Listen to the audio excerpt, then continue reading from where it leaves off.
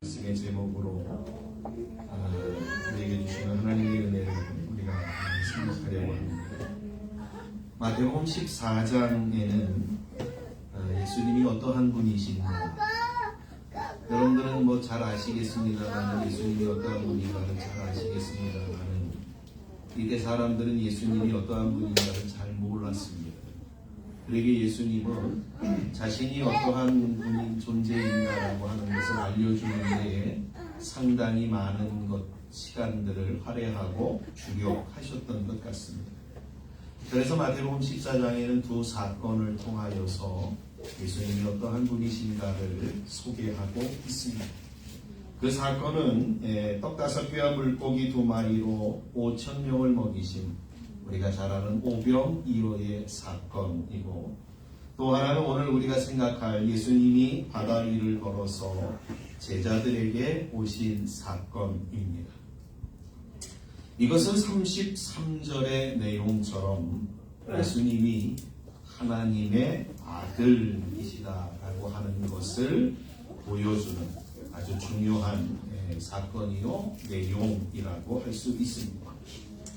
이 오병이어의 사건은 군중들, 많은 사람들을 대상으로 하고 있는 반면에 이 바다 위를 걸어가신 이 사건은 특별히 제자들에게만 국한되어서 제자들을 대상으로 지금 예수님이 어떠한 분이신가라는 것을 알려주고 있다라고 하는 것이 다른 점입니다. 본문 22절은 이렇게 증거합니다. 예수께서 즉시 제자들을 재촉하사 자기가 무리를 보내는 동안에 배를 타고 앞서 건너편으로 가게 하시고, 이렇게 시작을 합니다. 오병이어의 기적을 체험한 이 경험한 사람들은 그들에게는 아주 동일한 그들에게 목적과 하나의 생각들이 있었습니다. 그것이 뭐냐면, 예수님을 우리의 왕으로 세우면, 우리의 왕으로 서면 우리는 굶어 죽지 않겠구나라는 것이 그들이 갖고 있었던 생각이었습니다. 그래서 사람들은 이구동성으로 예수님을 왕으로 세우려고 하였습니다. 그도 그럴 것이 이때 당시에는 먹는 것을 해결하는 것이 참 매우 힘든 일이었기 때문에 그렇습니다. 예수님을 왕으로 세우면 자신들은 절대로 굶을 일이 없을 것이다 라고 하는 것을 생각한 이 군중들은 예수님을 왕으로 세우기 위하여서 예수님 곁을 떠나지 아니하고 그분을 애워싸며 계속해서 그분을 따라다니기 시작하였습니다. 그런데 이런 생각을 가진 것은 군중들뿐만이 아니었던 것 같습니다. 예수님의 제자들도 마찬가지로 같은 생각을 갖고 있었습니다. 그런 사람들과 제자들은 예수님 곁을 머물면서 예수님의 행동을 예의주시하면서 어떻게 하든지 기회를 엿보고 예수님을 왕으로 옹립하려고 하였습니다. 그러나 예수님은 이러한 사람들의 마음을 아시고는 먼저 제자들을 향하여서 배를 타고 건너편으로 건너가도록 하셨습니다. 본문 22절에 보니까 예수님이 제자들에게 재촉했는데 어떻게 재촉했냐면 즉시 재촉했다, 이렇게 성경이 증거하고 있습니다. 여기 즉시 재촉했다라고 하는 이 말은 예수님이 제자들을 군중들에서 강제적으로 띄어냈다라고 하는 의미를 갖고 있습니다.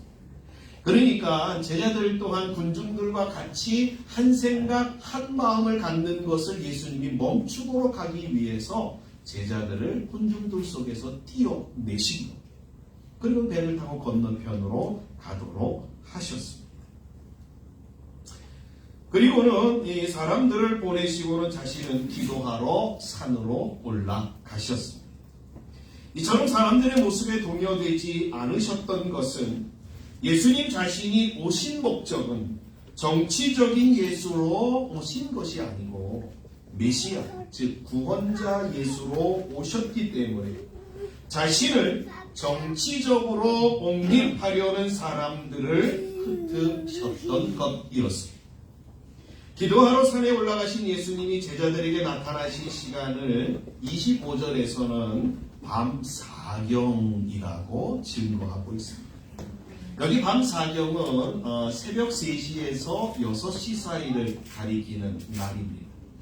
그러니까 아마 중간 정도 보면 한 4시 반 정도에 예수님이 아마 제자들에게 나타나셨던 것 같습니다. 예수님이 저녁에 제자들과 헤어진 후에 이 말씀, 밤 사경에 제자들에게 나타나셨다라고 하는 것은 예수님이 얼마만큼 기도하는 시간을 가졌는가라는 것을 우리에게 추정하게 합니다.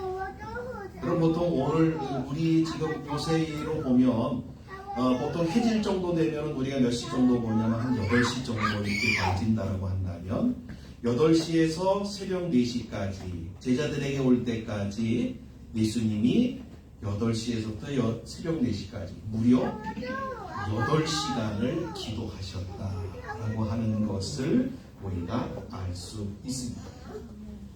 여러분, 이것은 아주 우리에게 중요한 의미를 우리에게 부여하는데, 예수님의 생애 가운데 하나님의 뜻을 이루는 예수님으로 사시기 위해서 그분에게 중요한 것이 무엇이었는가를 우리에게 일러주고 있습니다. 예수님이 하나님의 뜻을 이루시는 그 목적을 위해 살기 위해서 중요한 것이 바로 기도였다라고 하는 것을 성경은 우리에게 일러주고 있습니다. 다시 말씀드리면 성도가, 신자가 하나님의 뜻대로 말씀대로 살아가는 삶의 중요한 역할을 하는 것이 무엇이냐면 기도라는 것을 우리에게 교훈하여 주고 있습니다. 자, 예수님의 기도는 여러분 한번 생각해 보십시오. 자신의 소원을 만족시켜 달라고 하는 기도는 아니었습니다. 하나님의 뜻을 이룸 앞에 자신이 바르게 사용될 것에 대한 기도라는 것을 우리는 어디에서 확인하냐면 예수님이 가르쳐준 마태복음 6장에 나오는 주의 기도, 주기도문에서 우리는 발견합니다. 하늘에서 뜻이 이루어진 것처럼 땅에서 아버지의 뜻이 이 땅에서 이루어지기를. 이게 예수님의 삶의 모든 목적은 하나님의 뜻이 나의 삶을 통하여 이루어지는 것. 우리가 지난 시간에 우리가 생각하지 않았습니다. 그러니까 예수님의 기도의 전체가 바로 그 목적을 이룸 앞에 기도하였다라는 사실입니다. 마태복음 6장 33절에 우리에게 이렇게 읽어주고 있지 않습니까? 여러분 잘 아시는 말씀. 그런즉 너희는 먼저 그의 나라와 그의 의를 구하라. 그리하면 이 모든 것을 너희에게 더하시리라. 그렇죠? 이것은 예수님이 제자들에게 주기도문을 가르쳐 준 후에 일러주신 말씀입니다. 그렇죠? 그러니까 너희들도 나처럼 하나님의 뜻을 위하여 살아가면 하나님께서 너희들의 삶의 육신적인 모든 삶을 하나님께 책임져 주시겠지 라고 하는 약속의 말씀인 것입니다. 예수님이 기도를 마치시고 제자들에게 가시는데 제자들을 만난 곳은 강 건너편에 있어서 육지가 아니었습니다. 오늘 성경에 보니까 예수님이 제자들을 만난 것은 강 한가운데였다라는 사실을 우리가 확인합니다. 본문 24절에 보니까 이렇게 증거하고 있습니다. 배가 이미 육지에서 술이나 떠나서 바람이 거슬름으로 물결로 말미암아 고난을 당하더라. 이렇게 증거합니다. 배가 육지에서 수리를 떠났는데 그만 바람과 풍랑으로 인하여 이 제자들을 탄 배는 오도 가도 하지도 못하고 계속 바람과 풍랑 속에 허덕이고 있었다라고 하는 것이 성경의 증거입니다. 요한복음 6장에 보시면 이것을 더 정확하게 소개하고 있는데 예수님과 헤어져 배를 탄 제자들이 간 거리를 요한복음에서는 증거하고 있는데 그 거리가 얼마 정도 되냐면 10리 정도, 우리로 얘기하면 4km 정도 된다라고 소개하고 있습니다. 그러니까 멀리 가지 못해서 제자들이 뭘 만난 거냐면 바람과 풍랑을 만난 거예요. 그래서 배가 가지도 못하고 오지도 못하는 이러한 상황 가운데 그들이 처해 있는데 그들 또한 몇 시간이요? 예수님이 기도하시던 그 시간 동안에 이 바다에 갇혀가지고 옴짝달싹하지 못하는 그러한 상황이었다라는 거예요. 그야말로 공포와 두려움에 이 제자들이 사로잡혀서 온 밤을 꼴딱 세웠던 것입니다. 여러분 한번 생각해 보십시오. 지금 제자들이 만난 이 상황은 자신들의 힘으로는 도저히 해결할 수 없는, 자신들의 힘으로는 이 문제를 도저히 뚫고 나아갈 수 없는, 자신들의 힘으로는 도저히 이 문제를 해결할 수 없는 정말 막다른 상황 가운데에 있는 그러한 모습입니다. 우리가 확인하게 됩니다. 누군가의 도움이 있어야만 이 바람과 풍랑에서 건짐을 받을 수 있는 지경이었습니다. 중요한 것은 예수님은 그의 택한 제자들을 찾아오신다라고 합니다. 예수님이 그의 제자들을 찾아오셨다라고 하는 것이 중요합니다. 여러분, 성경의 역사는 어떻게 해서 이루어지는지 아세요?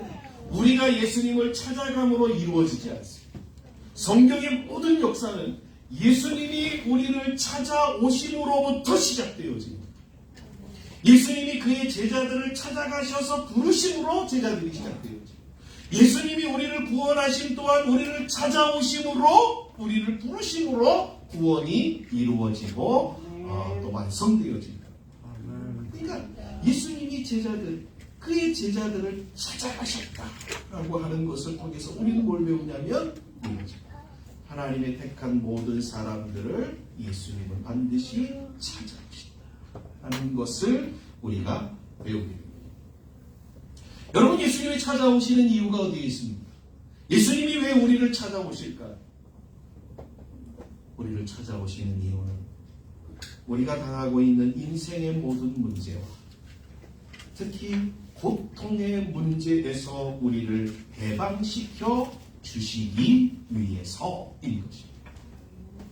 우리를 죄 가운데서 건져주셔서 우리로 하여금 고난과 고통과 슬픔과 아픔 가운데서 우리로 자유롭게 하기 위하여서 예수님이 우리를 찾아오신다라는 거예요. 마이어라고 하는 신학자가 아주 재미난 이야기를 하나 했습니다. 예수님이 우리를 찾아오실 때에 어떠한 환경에서 찾아오냐면 두려움 속에서 찾아오는 경우들이 많다, 이렇게 이야기합니다. 왜냐하면 그 두려움 속에서 찾아오실 때에 그 찾아오신 예수님을 우리가 바라볼 때에 두려움이 변하여 복이 되게 하기 위해서 이렇게 이야기를 해주고 있습니다. 예수님은 그의 택한 사람들이 고통과 두려움에서 사는 것을 원치 않습니다. 죄 가운데서 그들이 죽음이라고 하는 목표를 향하여 나아가는 것, 달려가는 것, 그거 원치 않습니다. 그래서 예수님이 그들을 우리 찾아오십니다. 자, 중요한 것은 예수님이 우리를 찾아오시고 그의 택한 사람들을 향하여 찾아오시는 발걸음을 옮기실 때에 우리가 해야 될 일이 하나 있습니다. 그것이 뭐예요? 우리가 해야 될 일은 예수님을 맞아들이는 거예요. 요한계시록 3장 20절 말씀 잘 아시잖아요. 내가 문 밖에 서서 똑똑똑 두드리노니 누구든지 내 음성을 듣고 문을 열며, 문을 여는 건 누가 하는 거예요? 내가 하는 거예요. 문까지 예수님이 열고 들어오면 예수님이 어떤 거예요? 강도가 되는 거잖아요. 그러니까 문은 누가 열어야 되는 거예요? 내가 여는 거예요. 내가 열면 예수님이 나에게 들어와서 더불어 먹고 즐기고 나와 연합하는 거예요. 그렇죠? 그러니까 우리가 찾아오시는 예수님 앞에 우리가 해야 될 일 하나, 그것은 뭐예요? 예수님을 맞아들이는 거예요. 어서 오십시오, 예수님이라고 우리가 맞아들이는 거예요. 그럴 때 우리의 삶에 있었던 우리의 삶을 짓누르고 우리의 삶을 억압하고 우리의 삶을 힘겹게 만들어내는 이 모든 죄의 요소들을 예수님이 찾아오심으로 인하여 제거하여 주시는 것입니다. 정말 여러분들에게 예수님 찾아오신 이유가 바로 이거예요. 제자들을 찾아오신 예수님을 제자들은 처음에는요, 유령인 줄 알았어요. 아니, 갑자기 바다 위를 처벅처벅 걸어오는 이 사람을 보니까 깜짝 놀란 거죠, 제자들은. 처음에 유령인 줄 알고선 놀래가지고 기겁을 하고, 여러분, 바람과 풍랑 때문에 놀래가지고 그냥 정신이 없는 상황에서 예수님을 보고 유령인 줄 알은 제자들이 얼마나 놀랬겠어요. 이거 기겁을 하고, 그러니까 막 소리를 지르고 난리가 났어요. 그러니까 예수님이 성경 보니까 27절에 보니까 뭐라고 얘기를 하냐면, 즉시. 그렇죠? 예수님이 즉시 이르시되, 안심하라. 라고 예수님이 말씀하고 있다. 그러면서 예수님이 뭐라고 말씀하시냐면, 난이 두려워라. 라고 말씀하셨어요. 여러분, 여기 난이라고 하는, 냉이라고 하는 이 단어가 아주 중요해요. 이 난이라고 하는 말은 예수님이 어떠한 분인가라는 것을 소개해주는 중요한 단어인데, 이 단어는 헬라어로 얘기하면 에고에이미라고 하는 말이에요. 에고에이미는 요한복음에 보면은 예수님이 자신을 가리켜서 7번 나는 세상의 빛이다. 나는 생명의 떡이다. 나는 길과 진리와 생명이다. 나는 양의 물이다. 양의 문이다. 또 나는 선한 목자다. 이러한 것들을 예수님이 말씀하시는 내용들을 가리킬 때에 사용된 단어가 에고에이미. 또한 구약 성경에서는 어떤 때 사용했냐면 출애굽기 3장 14절에 보시면 모세가 호렙산에서 하나님을 만날 때 내가 애굽에 가서 사람들이 누가 너를 보냈냐 이렇게 물어볼 때 내가 뭐라고 대답합니까? 라고 모세가 질문하니까 하나님이 뭐라고 말씀하시냐면 나는 스스로 있는 야훼 하나님이다. 이렇게 모세에게 답변해 줍니다. 나는 이 스스로 있는 자 하나님이라고 하는 단어가 바로 내니라고 하는 단어. 그러니까 예수님이 제자들을 향하여서 내니 안심하라 이렇게 말씀하시는 이 내니라고 하는 단어는 뭐예요? 내가 바로 누구다? 내가 바로 그치? 바람과 풍랑과 모든 두려움들을 제거할 수 있는 하나님이다 라고 말씀하시는 내용입니다. 여러분 예수 안에서 모든 두려움과 공포가 사라지는 줄 믿습니다. 예수 안에서 우리의 모든 슬픔과 걱정들이 사라지는 줄 믿습니다. 여러분 예수를 의지할 때 그렇지? 네, 우리의 모든 이 두려움에서 해방되어지는 줄 믿습니다. 지금 이 물을 걸어오시는 분이 예수님이라고 하는 사실을 알고 난 베드로, 많은 제자들이 있었을 터인데 그 중에서 베드로만이 유독 엉뚱한 생각을 하고 예수님을 향하여서 입을 벌렸습니다. 본문 28절을 보니까 예수님을 향하여서 베드로가 뭐라고 얘기를 하냐면 이렇게 얘기를 해요. 한번 볼까요? 베드로가 대답하여 이르되 주여 만일 주님이시거든 나를 명하사 물 위로 오라 하소서. 여러분 이러한 엉뚱한 생각을 갖고 엉뚱한 말을 한 사람은 성경에 찾아보기 거의 힘듭니다. 근데 베드로는 유독 이 물 위를 걸어오시는 예수님을 보고는 자기도 한번 물 위를 걸어보고 싶다라고 하는 생각이 들었던 것 같아요. 그래서 예수님을 향하여서 예수님 진짜면은 나도 좀 한번 명예해서 나도 물 위를 좀 걸어갈 수 있도록 해주세요 라고 예수님에게 말씀을 드렸어요. 어찌 보면 이 베드로의 말은 예수님을 시험하는 말인 것처럼 들릴 수도 있습니다. 그러나 예수님은 베드로의 이 말을 거절하지 않으시고 베드로에게 와! 라고 말씀하셨어요. 그러니까 베드로가 어떻게 해요? 예수님의 말씀을 듣고 배에서 내려서 바닷물을 철벅 디딘 거예요. 몇 발자국 갔는가라고 하는 것은 성경에 기록되어지지 않았습니다. 근데 제가 봤을 때는 아마 베드로가 예수님의 말씀을 듣고 바닷물에 발을 디뎌서 예수님을 바라보고 계속 나아갔으면 아마 몇 발자국 걸었을 텐데 발을 내딛자마자 그가 문제가 생겼어요. 그렇죠? 네, 이건 조금 이따 생각해요. 자, 예수님의 말을 듣고 오라라고 하는 말을 듣고 베드로는 이 배에서 내려서 물을 걸어서 예수님을 향하여 나아갔어요. 여러분, 여기에서 우리가 하나를 우리가 좀 생각하고 배워야 될 게 있어요. 이 베드로의 이 행동을 통하여서 우리 신앙인들이 가져야 될 신앙의 자세, 저는 여기에서 이걸 하나 말씀드리고 싶습니다. 그것은 신앙에는 호기심이나 욕심 그리고 모험심이 있어요. 저는 이것을 가리켜 어떠한 분들은 우리가 그 청교도 분들은 이렇게 얘기를 해요. 거룩한 열망이다. 하나님을 향한 거룩한 열망이 있어야 된다. 네. 또한 어거스틴은 하나님을 추구해야 된다. 뭐 이렇게 얘기를 해요. 그러니까 신앙 안에는 여러분 그냥 대충 이러시면 안 됩니다. 신앙에는 분명히 내가 하나님 앞에 정말 우리에게 아주 쉬운 단어로 얘기하면 신앙에는 욕심이 있어요. 욕심. 정말 아주 그냥 이 강렬한 욕심이 있어요. 예수님은 마태복음 11장 12절에서 이렇게 말씀하셨어요. 세례 요한의 때로부터 지금까지 천국은 침노를 당하나니 침노하는 자는 빼앗느니라.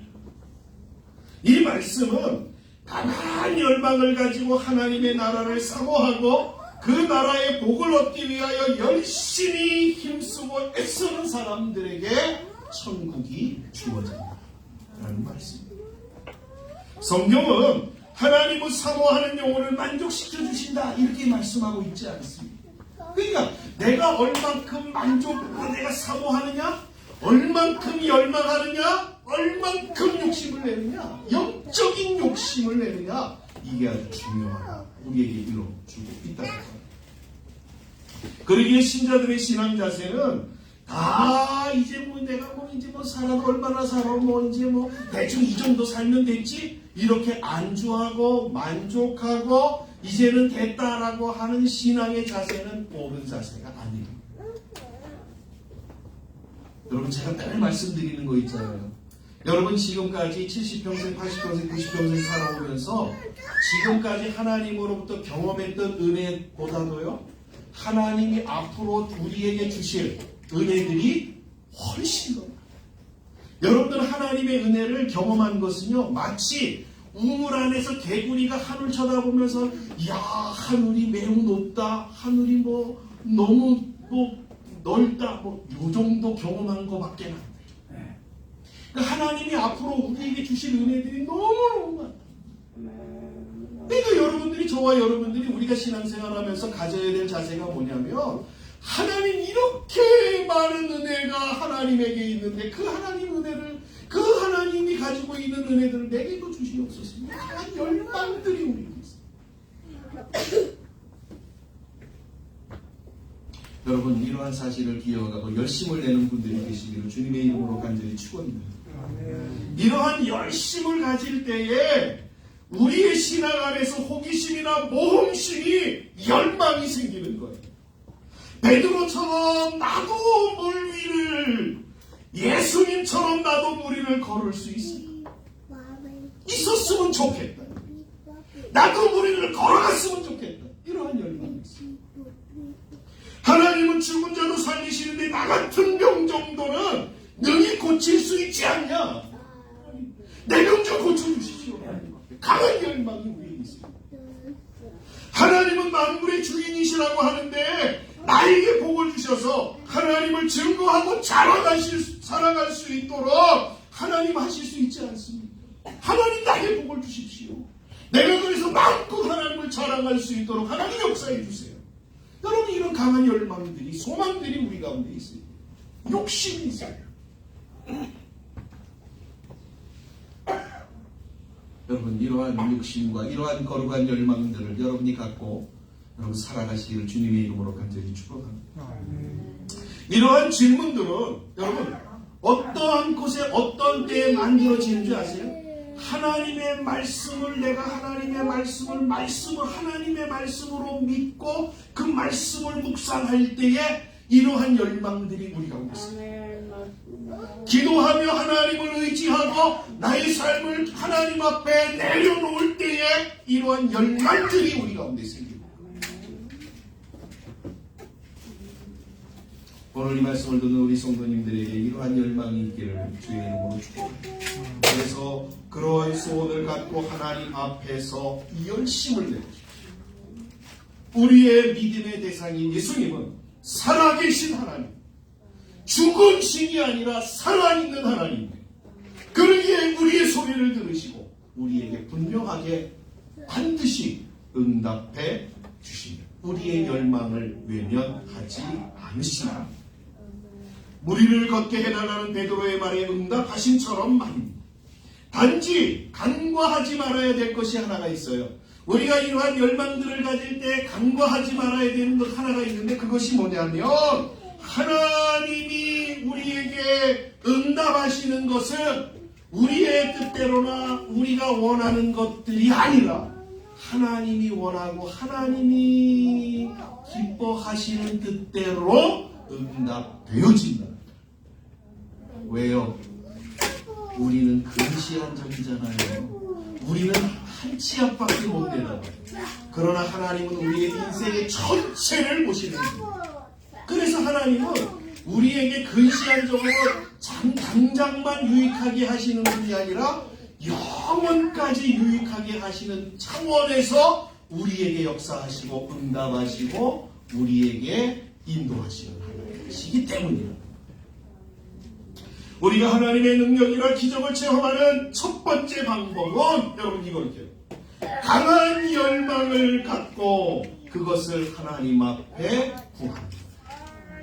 아시겠죠? 강한 열망. 하나님 내게 이런 소원이 있어. 내게 이러한 기도의 제목이 있어. 강한 열망을 갖고 하나님 못하실 일이 없지 않습니다. 여러분 이러한 강한 열망의 주인공들이 되어지시기를 축복합니다. 네. 자, 이러한 열망으로 베드로는 예수님의 허락을 받아 최초로 물 위를 걷는 사람이 되었습니다. 그러나 제가 봤을 때는 몇 발자국 건너지 못했을 것 같아요. 몇 발자국 지나서 그만 물에 빠지는 그러한 수모를 당하게 되었습니다. 그 이유에 대해서 본문 30절이 이렇게 증거합니다. 바람을 보고 무서워 빠져가는지. 처음에는 베드로가요 배 위를 내려서 물 위를 걸어갈 때는 예수님을 바라보고 그가 걷기 시작했어요. 그럴 때에는 그가 물 위를 걸었어요. 근데 옆에서 부는 바람 소리와 파도 소리를 파도를 보고서는 그만 그의 눈을 어디로 돌렸냐면 바람으로 돌린 거예요. 그러니까 그 마음속에 무엇이 들어와요? 무서워하는 마음이 들어오니까 점점 어떻게 발이 빠져 들어가는 것을 보게 되어집니다. 만약에 베드로가 예수님의 말씀 오라고 하시는 말씀을 듣고 예수님만 바라보고 걸어갔다라고 한다면 그는 여러 발자국을 뛰며 마침내는 예수님께 당도할 수 있었을 것입니다. 그러나 그는 바람을 보고 무서워했어요. 바람을 보고 무서워하는 베드로는 예수님을 바라보는 시선을 바꾸어 바람을 바라보았기 때문입니다. 예수님의 말씀을 믿고 내린 발걸음이 바람으로 인하여 믿음을 찾아볼 수 없고 두려움에 사로잡히게 되었던 것입니다. 여기 바람은 여러분 우리의 환경을 이야기하는 거예요. 그렇죠? 우리의 신앙 가운데서 두 번째 하나님의 기적을 체험하는 이 중요한 방법이 뭐냐는 거죠. 환경을 바라보시고 환경을 초월하여서 역사하시는 누구를 바라보셔야 돼요? 우리의 구주이신, 우리의 왕이신, 우리의 하나님이신, 우리의 아버지이신 주님을 바라봅니다. 우리가 환경을 바라보면 두 가지 현상이 나타나요. 오늘 말씀을 통해서 나타나는 현상이 두 가지 현상이 나타나는데 첫 번째 현상이 뭐냐면 주님을 놓쳐버리게 돼요. 시선에서 주님에게서 이탈하게 되버리는 거예요. 그렇죠? 네. 환경을 바라보니까 주님을 향하였던 나의 시선이, 나의 마음이, 나의 모습들이 이탈해버리는 거예요. 또요. 뭐가 나타났어요? 주님을 바라볼 때는 담대하게 나아갈 수 있었는데 주님을 바라보지 않고 환경을 바라보니까 무엇이 들어와요? 자기의 마음속에 담대함들이 사라지고 두려움이 자리를 잡게 되어집니다. 주님을 바라보지 아니하고 환경을 바라보면 신앙의 목표를 다 잃어버리게 됩니다. 또한 우리에게 주시는 하나님의 은혜들을 놓치게 됩니다. 두려움에 사로잡히게 됩니다. 주님을 바라볼 때에는 주님이 공급하시는 힘으로 세상을 능히 정복할 수 있다고 여기는 반면에 세상을 바라볼 때는요, 세상이 얼마나 큰지, 그래서 어떻게 해요? 마치 골리앗처럼, 마치 어떻게 거인들처럼 보이는 거예요. 그래서 두려움에 사로잡혀요. 그러기에 당연히 두려움에 사로잡히면 넘어지게 된다라는 것을 베드로를 통해서 확인하게 됩니다. 하나님은 우리가 하나님의 능력과 기적을 경험하기를 원하십니다. 그러기 위해서 성도들은 두 번째로 해야 되는 게 뭐예요? 오직 하나님을 바라보는 거예요. 세상 바라보지 마세요. 환경 바라보지 마세요. 아셨죠? 네? 여러분, 하나님, 우리가 믿는 하나님, 우리가 믿는 예수님은 환경을 끼워놓는 하나님이에요. 우리의 모든 삶을 주장하시는 하나님이죠.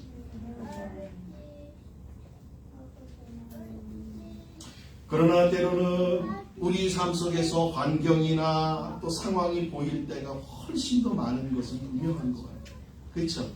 저와 여러분들이 살아가면서 우리의 삶 속에서 실제적으로 환경이 보일 때가 훨씬 더 많지. 주님을 바라본다라고 생각하고 나아가는데 사실은 환경이 훨씬 더 많이 보여요.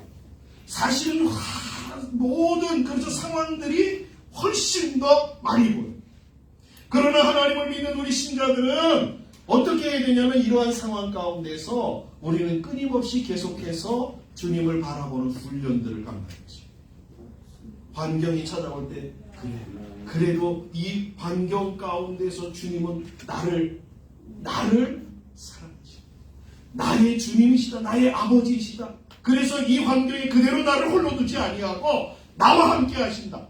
나와 함께 하심으로 나를 이 환경 가운데서 건져주실 것이다 라고 하는 사실을 부여잡고 주님을 바라보는 훈련들을 우리가 감당하십니다. 그럴 때에 우리의 주어진 삶에서 여러분 환경을 바라보는 시간들이 줄어듭니다. 그리고 주님을 바라보는 시간들이 늘어나게 됩니다. 이러한 주어진 삶에서 우리가 주님을 바라보면 바라볼수록 찾아오는 게 있어요. 우리에게 주어지는 게 있어요.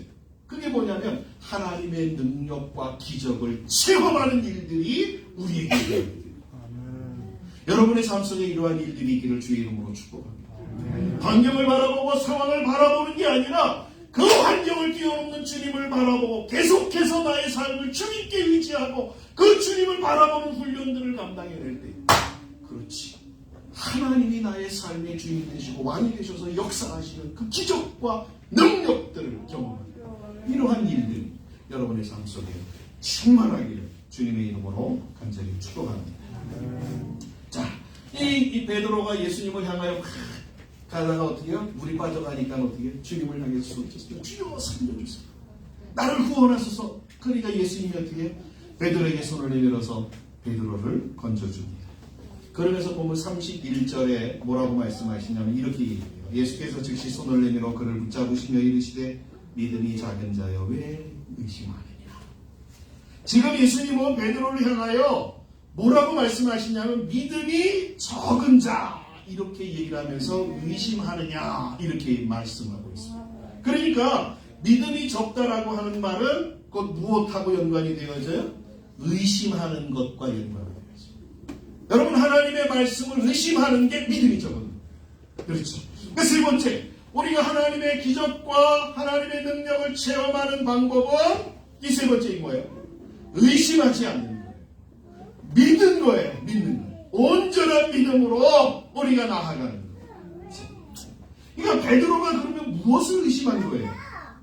예수님의 말씀, 즉 바람 가운데서도 예수님의 말씀을 우리가 믿고 걸을 수 있다라고 하는 것, 그거 의심한 거잖아요. 그렇죠? 그러니까 예수님이 우리의 환경을 뛰어넘어서 역사하실 수 있다라고 하는 사실을 의심하는 그 순간부터 우리는 어떻게 해요? 우리의 삶 속에서 하나님의 역사와 기적을 경험하지 못합니다. 우리의 삶 속에서 하나님의 역사와 기적을 체험하기 위해서 우리는 의심을 제거해야 돼요. 여러분, 우리가 환경을 바라볼 때 주어지는 것이 무엇이냐면 또 이렇게 생각할 수 있습니다. 하나님의 말씀에 대한 의심. 성경에서 의심은 우리로 하여금 하나님의 능력을 경험치 못하도록 회방하는 유인이라고 이야기하고 있습니다. 그래서 예수님은 마가복음 11장 23절에서 이렇게 일러주고 있어요. 내가 진실로 너희에게 이르노니 누구든지 이 산더러 들려 바다에 던지리라 하며 그 말하는 것이 이루어질 줄 믿고 마음에 의심하지 아니하면 그대로 되리라. 여러분, 이게 무슨 말씀이에요? 믿음은 불가능하다고 여겨지는 것을 가능하게 하는 힘이라는 거예요. 여러분, 우리가 하나님 보이지 않잖아요. 요새 사람들이 하나님을 떠나고 교회를 떠나는 이유가 뭐냐면은 이거예요. 하나님이 실제적으로 우리의 삶에 도움이 안 된다는 거예요. 내 삶에 아무리 둘러봐도 하나님이 도움이 안 되는 것 같아요. 하나님 없어도 내 힘으로 혼자 살 수 있는 것 같아요. 그러니까 하나님 떠나는 거예요. 여러분이 중요한 거잖아요. 그렇죠? 우리가 하나님이 나의 인생에 도움이 안 돼요. 세상 사람들은 그래서 하나님을 떠날 때에 우리는 어떻게 써야 돼요? 믿음으로 써야 돼요. 믿음으로 하나님을 붙잡는 거예요. 하나님이 나의 인생에 도움이 안 된다고 사람들이 이구동성으로 이야기할 때에 그럼에도 불구하고 나는 하나님, 저 여호수아처럼 그랬죠. 나와 내 집은 오직 하나님만 씁니다. 그러한 자들, 하나님이 어떻게 역사하시는거예요? 그러한 분들이 바로 기적과 하나님의 능력을 체험하는 역사를 경험합니다. 말씀을 정리하겠습니다.